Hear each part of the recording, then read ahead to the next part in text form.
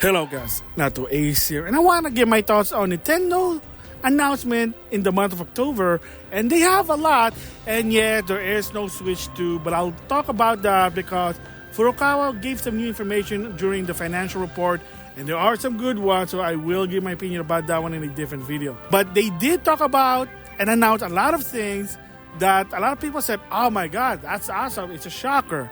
So of course, they did talk about Alarmo, their quality of life device from Nintendo. So again, if you're into the Nintendo swag, there you go, $100 Nintendo clock. Why not? So what other thing that happened during the month of October with Nintendo? So of course, Animal Crossing Pocket Camp. So in the previous video, I did talk about how this game is going to be ending its service, the free-to-play, because they're going to announce a paid version. So they had a video about it called Animal Crossing Pocket Camp Complete. Yeah, so it is a paid version. So you don't have to be online 24/7. There might be some DLC, maybe a minor online component, but it is a very offline game. At least a lot of people did say that most companies should really consider doing this. That, hey, look, if you're free to play, 24/7 online is not working anymore, you're not making money, make it offline, make it paid, in the end at least. So Animal Crossing Pocket Camp Complete will be released on December 3rd. Basically, a week after Animal Crossing Pocket Camp, the free-to-play one will be ending in November 28th. So they can explain to you a lot of the good thing and the bad thing about what's happening. So the good thing is, whatever you do in Animal Crossing Pocket Camp will be transferred to Complete. As long as you connect it to your Nintendo Switch Online account, should be easy. If you're smart, you should be doing it before you even start playing the game, just saying. So that's a good thing. And they will allow you to do that until June of 2025. So a lot of the thing you do in the free-to-play one will be able to transfer. There are some that it's not, such as leave tickets. So if you have some, get rid of it. I think also those fortune cookie, that one also is not going to be transferred. So if you have a lot of those, give it to your friend if you can. And there are some other things too. However, with Complete, they're going to add some new features in. So there's going to be a new section in the game where you can gather your Animal Crossing friend as well with your online friend. So that's another thing also. Your online friend will be transferred to the new one. So there you go. So for me personally, I am planning to get the new Complete version. Yes, right now they have an introductory price of $10. It is $20, I know. But again, a lot of people do enjoy this game. I have to admit it, I do enjoy playing Pocket Camp. I know. Mostly because I get Nintendo silver coins and I can use it to buy icons for my Switch. But that'll be a different story. Nintendo system-based achievement. We'll just have to wait and see. Thoughts about it is what it is. I mean, when a free-to-play game, you're not making money anymore, you're putting money in, why not just make it to a paid version and that's it.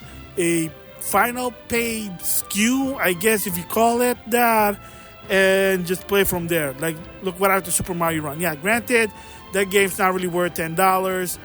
It did go to $5 at some point, but again, it's Nintendo. They're trying to make money out of it, and maybe for Pocket Camp, the reason why it's $20, maybe there are more things that you need to do than what Super Mario Run is, because believe it or not, the game didn't really sell well.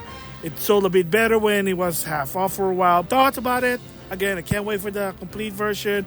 It is what it is. It makes sense.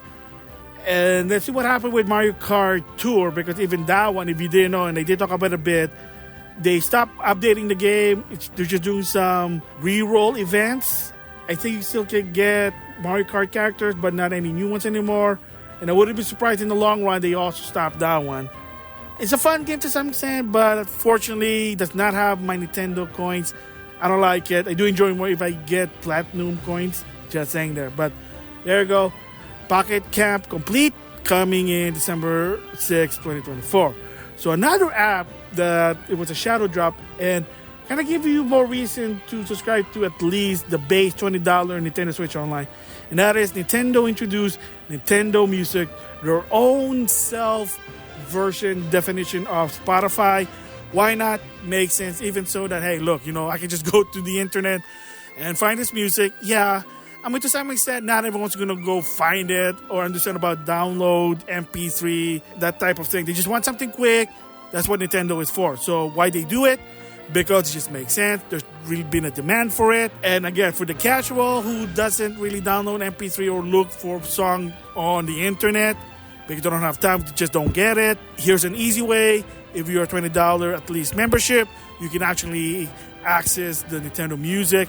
They have some, and apparently they're going to be doing the same thing what they used to do with the Wii in 2006, believe it or not. It's like every week they're going to add something new, a title for Nintendo Music. Kind of did it with the Virtual Console in the past. Every once a week they'll add something new Virtual Console. I mean, it is what it is, so it kind of makes sense. So again, why they do it? Because there was demand. Makes sense. It's for the casual there, and I do use it. And yeah, I mean, I can enjoy listening to some of the music, even so I can listen to it on YouTube, the internet, and etc., etc., etc. But like I said, it is good for the casual, for the general audience that they don't do this hardcore stuff that I do. Just, I need something quick, easy access, the end, there you go. So yeah, so every Monday they do add a new game in it. So, and again, if you have a $20 one, you can access it. Again, good. Sort of, they're part of the non-video game pillar. So, of course, the three pillars of Nintendo. I'll talk about it in a different video because I'm feeling there is going to be a pillar for this one. But, again, different story there. But, again, if you have a $20 Nintendo Switch Online, go for it. Easy access. You can do it while driving, walking, working, even sleeping, listening to Nintendo music while you go to sleep. I done it. It's not that bad. So kudos to Nintendo. And then, of course, the biggest one here is people, especially the Xenoblade community, been practically begging Monolith to do it, and they finally did it. And that is Xenoblade Chronicles X will have a definitive edition on the Switch coming out in March of 2025. So finally, I guess, kind of like what Matt said, I was listening to one video. I had to say the same thing. I gotta eat crow, take that L, because I also kind of believe that they're not gonna do it because the developer did say in the past, it's gonna hard because it needs to screen, and we just rather want to do game. And that a lot of us, including myself, said, hey fans, I know it's a great game. I played, I have it on the Wii U, but let's just move on. Just let it go and move on. But however, Monolith basically said, you know what? We have a change of heart. We're going to do definitive edition for Xenoblade Chronicles X. So it is a better graphic from what I understand. They're going to add new contents in. However, there is one catch that a lot of people kind of say, it's going to bum out. It depends on your perspective. So that's a key thing. That is, if you didn't know, I did talk about it before, the Japanese Wii U version of Xenoblade Chronicles X had, let's just say, a bit of fan service. The outfit, there was a bit of fan service. And that for create a character, there is a boob slider. Yeah, so boob slider. And of course, if you're male, if you want to create a female character, what was the first thing you're going to do with the boob slider? You got to switch that to the max. It is what it is. Everybody does that. I mean, don't do what Dragon Age Veilguard did because that's just, that's bad.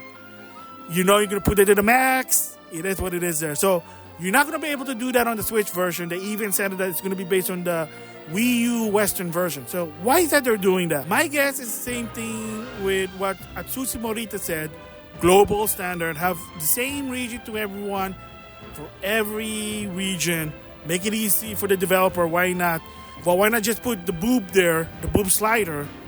And my guess probably is that Nintendo probably don't want to deal with the weirdos, the righteous wannabe, that's what I call them, the left wing, some people call it, the Karens, you name it, whatever. The people that need help, yes, they do need help.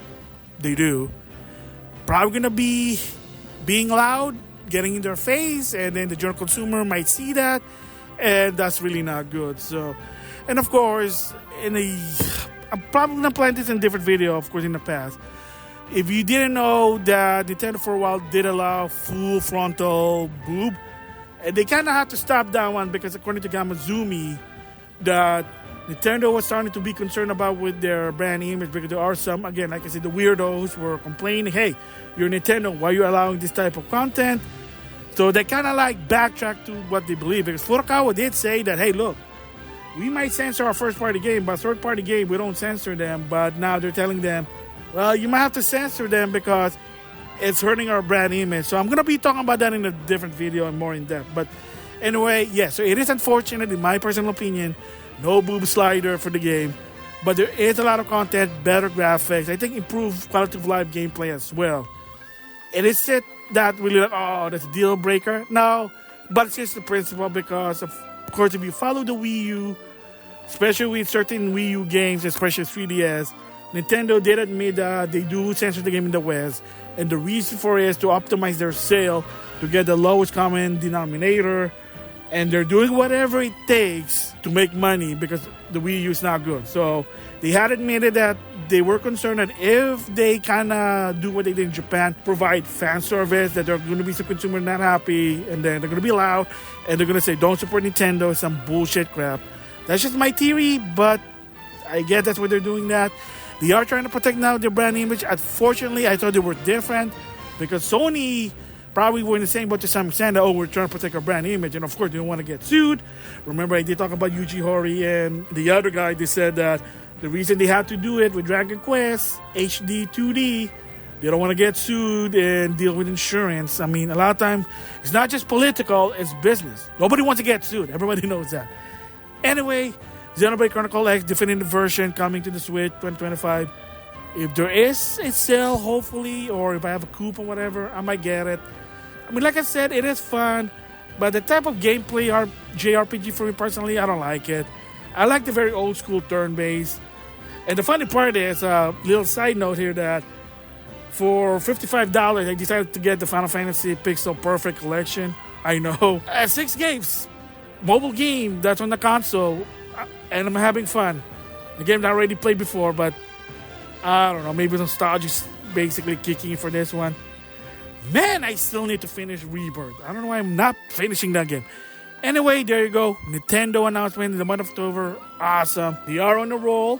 Transitioning to the next Nintendo console. So next time, like I said, I am going to be planning to give my thoughts about Furukawa, the future of the Switch 2, the next Nintendo console. I love the feature that's been confirmed, such as backwards compatibility.